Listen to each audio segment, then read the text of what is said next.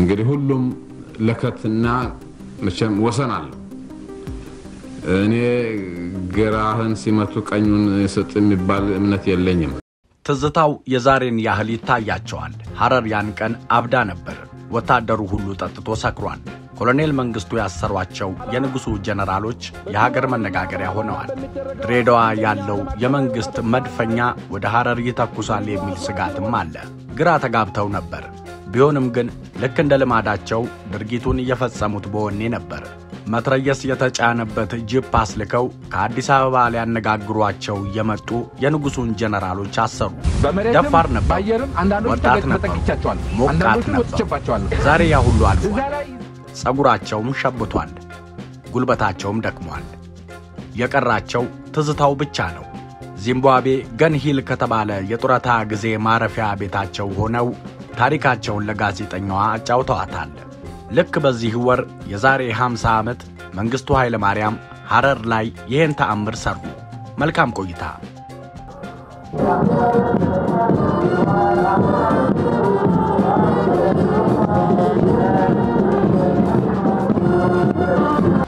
ስንትሺ ጀነራል ነው ያወጣን መሳሪያውን አስረከቡ ተሸነፉና ፊታቸው ወደ ሚስቶቻቸው አዞሩ ከዚህ በኋላ እንደገና ወደኔ በነቀናቄው የመጀመሪያ ወራት ሐረር ያለነው የሰራዊቱ አባላት በህቡ እንንቀሳቀስ ነበር ህክምና ማመላለሻና መገናኛ የነበሩትን ያስተባበርነው እኔና መንገሻ ታደሰ ነበር በዚህ እንቅስቃሴያችን ወቅት የጦሩ አባላት የሚያሰሙትን ቅሬታ የሚያዳምጠው እነተካት ሁሉ አባል የሆኑበት ኮሚቴ ነበር በሳምንት 3 ጊዜ ስብሰባ እንቀመጣለን በዚህ ጊዜ ስለ ጀነራል ኃይሌ ባይከዳኝ የጦሩ አባላት ባቀረቡት ክስ ተበዳይ ወታደሮችን እናነጋግር ነበር እዚህ ውስጥ ካሉ ከተያዙ ማስረጃ ከተገኘባቸው ፍርድ መስጠት ያለ በዚህ ሽፋን ሌላ የፖለቲካ ሥራ መስራት ጀመርን ይሄ ተነቃብን መሰለኝ ጀነራል ደግነህ ጉክሳ ከአዲስ አበባ ተልከው መጡብን አመጣጣቸው የጦሩን ሁኔታ ገምግመው እንዲመለሱ ነው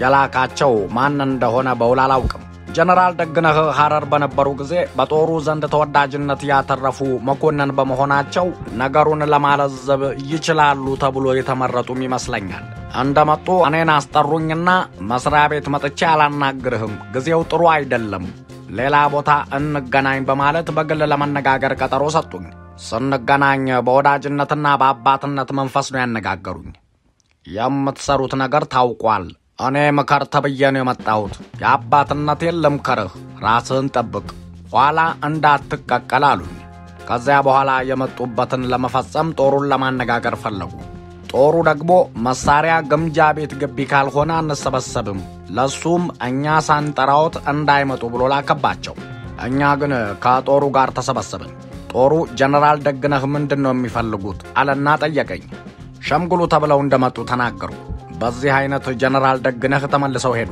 ከዚያ በኋላ በጀነራል ወልደ ስላሴ በረካ የሚመራ 4 ጀነራሎች ያሉበት ቡድን መጣ ጀነራሎቹ ተልከው የመጡት ጦሩን ሊያነጋግሩ ነው ስለተባለ እኛ ጥያቄዎቻችንን አዘጋጅተን ለማቅረብ ስንሰናዳ ሁላችንንም በአንድነት ሳይሆን በተናጥል በየክፍላችን እየመጡ እንደሚያነጋግሩን ተገለጸልን ወታደሩን በአንድነት አናነጋግርም ብለው በማግስቱ ጧት ፕሮግራም እንዲያዝላቸው ትዕዛዝ ሰጥተዋል ተብሎ ተነገረን ወዲያውም ሊያነጋግሩን የፈለጉበትን ሰዓት ፕሮግራም አውጥተው ላኩልን ይሄም ማለት መገናኛም የራሱ ግቢ ውስጥ ተሰልፎ ይጠብቃቸዋል ሙዚቀኛም ማመላለሻም መሳሪያ ግምጃ ቤትም ሁሉም ተከፋፍሎ ይጠብቃቸዋል ማለት ነው ነጥሎ ለመምታት አመፀኛውን ነገረኛውን ቀደም የሚለውን ለመለየት ያመቻል ማለት ነው እኛ ደግሞ ይቻል ጣመችንም ስለዚህ ሰራዊቱን ማነጋገር ከፈለጉ አንድ ሆነን በአንድነት እንጂ አንነጣጣልም ብለን ቁርጠኛ ውሳኔ ወሰንን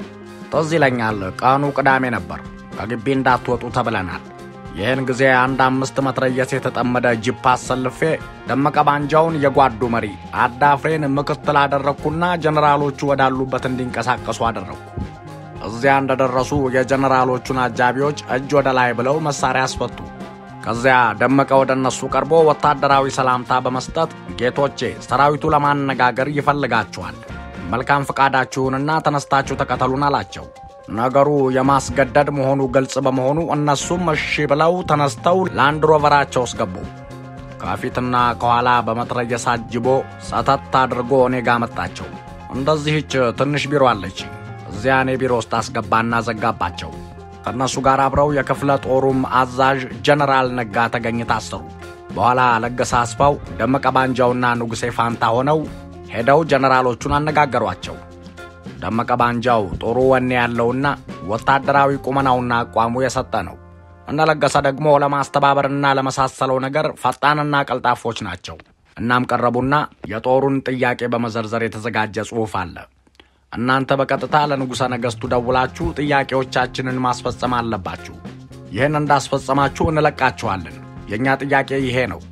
ይህንን በሥነ ሥርዓቱ እናንተ ሰራዊቱ ፊት ቀርባችሁ እኛም ጥያቄያችንን አቅርበን ይዛችሁልን እንድትሄዱ ነበር የፈለግነው። ነገር ግን እናንተ የእኛን በጎ ፍላጎት ልትረዱ ስላልፈለጋችሁ በኃይል ለመጠቀም ተገደናል አሏቸው። እነሱም ለልጅ እንዳልካቸው ጥያቄዎቻችሁን በስልክ እንነግራለን አሉ። ጦሩ የጠየቀው ለንጉሡ እንዲነገር ነው። እኛ እንዳልካቸው የሚሰጡትን መልስ አንፈልግም አሉ እነለገሰ። ያው እኮ ነው፣ ለእንዳልካቸው እንንገረውና እሱ ለንጉሡ አቅርቦ የሚሰጡትን መልስ ይነግረናል። ዞሮ ዞሮ መልሱ የሚመጣው ከንጉሡ ነው። ይሄ ምን ችግር አለው ይላሉ ጀነራሎቹ። ይህን ጊዜ እኔ ጋር ተመልሰው መጥተው ያሏቸውን ነገሩኝ። እኔም ግድ የለም ለእንዳልካቸው ይነገራቸውና መልሱ ከንጉሡ ይምጣ አልኳቸው። ካቀረብናቸው ጥያቄዎች አንዱ በበቂ ማስረጃ አገርንና ሕዝብን በድለዋል ተብለው በሕዝብ የተከሰሱት ከሲቪልም ባለስልጣኖች ከጦሩም አለቆች እነከሌ ይነሱልን የሚል ነበር። ለምሳሌ እነ ጀነራል አበበ ገመዳ ሲታሰሩ እነ ጀነራል ኃይሌ ባይከዳኝን የመሳሰሉት ደግሞ ተረስተው ቀርተው ጭራሽ የምድር ጦር ምክትል አዛዥ ሆነው ተሹመው ቁጭ ብለዋል። እነ ጀነራል አሰፋ አያናም እንዲሁ አልተያዙምና እነሱ ይታሰሩልን ነው። ሌሎችም የሕዝቡን በደልና የሰራዊቱን ብሶት የሚገልጹ ጥያቄዎች ነበሩ። የንጉሡ መልስ ሲመጣ ጀነራሎቹ እኛ ነገሩን በጥያቄያችሁ መሰረት አድርገናል፣ ይህን እንዲፈጸም ጃንሆይ አዘዋል፣ ተቀብለዋል። ሌላው ጊዜ የሚጠይቅና በሂደት የሚስተካከል ነገር ነው፣ ወደፊት ይደረጋል ተብሏል አሉን። እኛም እሺ። በማታው የሬዲዮ የዜና ፕሮግራም ላይ የሶስተኛው ክፍለ ጦር ሰራዊት ጥያቄዎች አቅርቦ ንጉሠ ነገሥቱ በቀጥታ ውሳኔ እንደሰጡት ይገለጽልን፣ ይህን በ2 ሰዓቱ የዜና ፕሮግራም ላይ እንጠብቃለን አልናቸው። እንደጠየቅነው እንደሚደረግ ነገሩ። ያን ዕለት ገና በቀኑ ብዙ የእኛ መኮንኖች እንዲታሰሩ አድርጌያለሁ። ይኸውም ሊሆን የቻለው ከአዲስ አበባ የመጡት ጀነራሎች ታሰሩ መባልን ሲሰሙ አንዳንድ መኮንኖች ለምን ታሰሩ ብለው ሌላ ቀስቀሳ በመጀመራቸው ነው። የዚያው የሶስተኛ ክፍለ ጦር መኮንኖች ናቸው። የአዲስ አበባ መንግስትም በዚህ መሃል አንዳንድ ፕሮፓጋንዳ መንዛት ጀመረ። ለምሳሌ ድሬዳዋ ያለው የመድፈኛ ጦር እነዚህን ጀነራሎች በአስቸኳይ ካለቀቃችሁ እንዘምትባችኋለን፣ እናንተ ማናችሁና ነው ይህን ያህል ከፍተኛ የጦር አለቃ ሰብስባችሁ የምታስሩት የሚል ነገር አሰማ። አዛዡ ጌታቸው ባልቻ ይባል ነበር። እሱ ነው ማስጠንቀቂያውን የላከብን። ጀነራሎቹን በአስቸኳይ ካላካችሁ በአየር ኃይል ትደበደባላችሁ ብሎ ማስፈራሪያ ላከብን። ከላይም ብርቱ ማስጠንቀቂያ ደረሰን። መንግስቱ ኃይለማርያምና አንዳንድ አባላት ምን እያደረጉ ነው በማለት አንዳንድ መኮንኖች መንቀሳቀስ ጀምረዋል የሚል ነገር ሲደርሰኝ ይሄ ነው እንዴ በል ሰብስብና መኮንኑን በሙሉ ጥረግና አስገባልኝ አልኩኝ። ሁሉም ከከተማ እየተፈለገ እቤቱ የተገኘውን በጎዳና የሚሄደውን ሳይቀር ሙልጭ አድርገው አሰሩልኝ። ሙዚቀኛ ግቢ ተወዛዋዦች ለልምምድ የሚጠቀሙበት አዳራሽ አለ።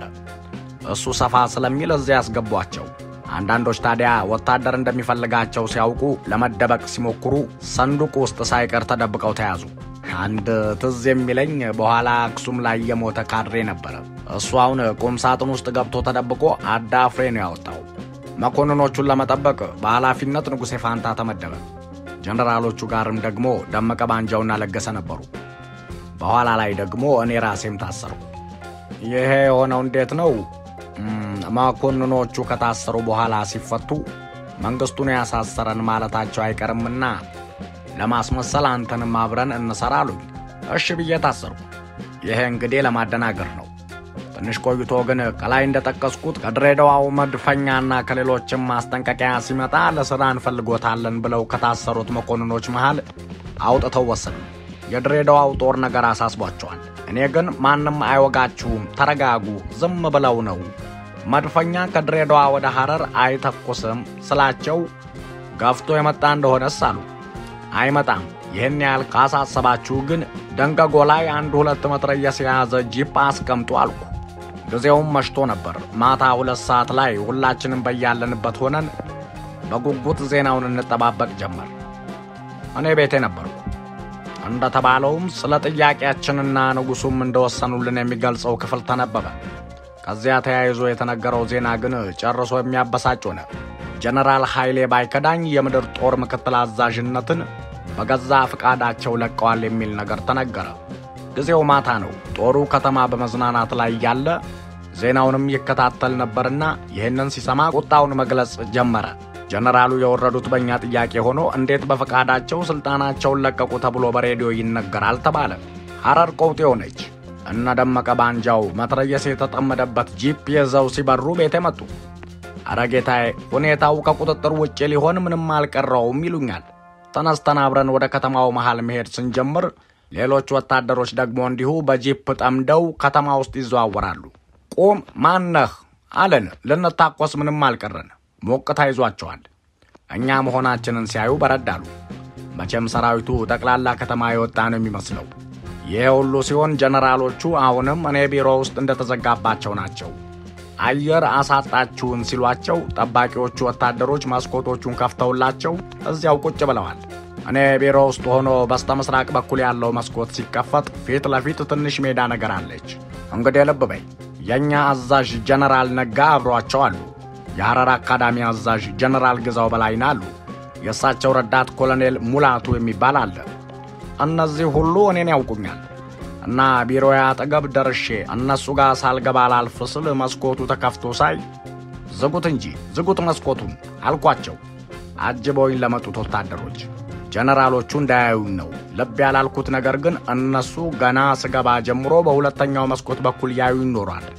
ከዚያ አብረውኝ ያሉት ገብተው ለጀነራሎቹ እንዲነግሯቸው ያልኳቸው ምንድነው ጀነራል ኃይሌ ከስልጣን የወረደው በፈቃዱ ሳይሆን በአንበሳው 3ኛ ክፍለ ጦር ሰራዊት ጥያቄ መሆኑንና ከስልጣን መውረድ ብቻ ሳይሆን በቁጥጥር ስር መዋሉም በ3 ሰዓቱ ዜና ወይም ዘግይቶ የደረሰን ተብሎ በአስቸኳይ በሬዲዮ ይነገርልን፣ ያለበለዚያ ለሚደርሰው ነገር ኃላፊነት የለብንም ብላችሁ ቁርጥ አድርጋችሁ ንገሯቸው አልኳቸው።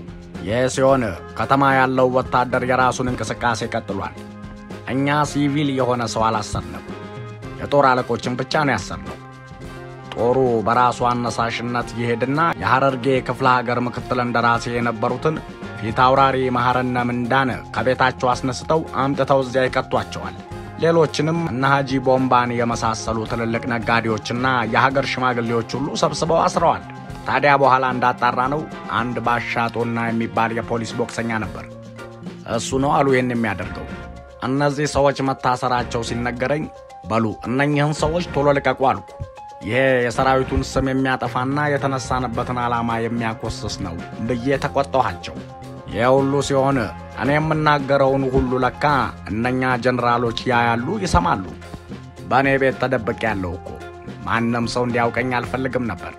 ሬዲዮን እያዳመጥን ብዙ ቆየን። የምናቀርበው ዘግይቶ የደረሰ ዜና አለን ጠብቁ ሲል ቆይቶ በመጨረሻ ዜናውን እኛ እንደጠየቅነው አድርጎ አቀረበ። የ3ኛ ክፍለ ጦር ባቀረበው ጥያቄ መሰረት ቀደም ብሎ የተሰጠው ውሳኔ ታርሞ በግርማዊ ንጉሠ ነገሥት ትእዛዝ ሜጀር ጀነራል ኃይሌ ባይከዳኝ ከስልጣናቸው ወርደው ያለ አግባብ በመበልጸግና በስልጣን መባለግ ክስ ቀርቦባቸው ወደፊት በሚቋቋመው መርማሪ ኮሚሽን ፊት እስኪቀርቡ በቁጥጥር ስር እንዲውሉ ታዟል ሲል ጦሩ በደስታ አወካ። ቀላዳምባ በሙሉ። ከዚያ ወደ ቤቴ ሄድኩኝ። ጀነራሎቹም ለዛሬው እዚሁ ይደሩ ተባለ። በእውነት ራስ ሆቴልም እንዲያድሩ ማድረግ ይቻል ነበር። ነገር ግን ሁኔታው ጥሩ አልነበረም። ወታደሩ ጠጥቷል። እነሱም ቢያዩ ይታዘቡናል ተባባልንና ለዚያን ዕለት እዚያው የጦር ሰፈር አደሩ። ሌሊቱን ሐረር ሬዲዮ ጣቢያን ያዝንና ትንሽ ፕሮፓጋንዳ ቢጤ ነዛን። ብቻ ብዙ ያዳመጠን ሰው አልነበረም። ቢሆንም እኛ ሰሞኑን በደንብ ያዘጋጀናት ጽሑፍ ነበረች። አስተላለፍናት። አንድ ህለተ ወርቅ መንግስቱ የሚባል ኦጋዴን አንበሳ መጽሔት ላይ የሚጽፍ ልጅ ነበረ። እሱን ያነበበው። በማግስቱ ያሰብነው ሁሉ ስለተሟላ መኮንኖቹን ፈታናቸው። ውድ የአዲስ አገልግል ቤተኞች፣ የአብዮቱ ጅማሬ ሐረር ላይ እንዲህ ነበር። ዘንድሮ 50 ዓመት የሞላውን የካቲት ወር ላይ የፈነዳውን አብዮት ለማስታወስ መሰል ታሪኮችን በተከታታይ እያጣፈጥን መተረካችንን እንቀጥላለን። ሰብስክራይብ እያደረጉ ይጠብቁን።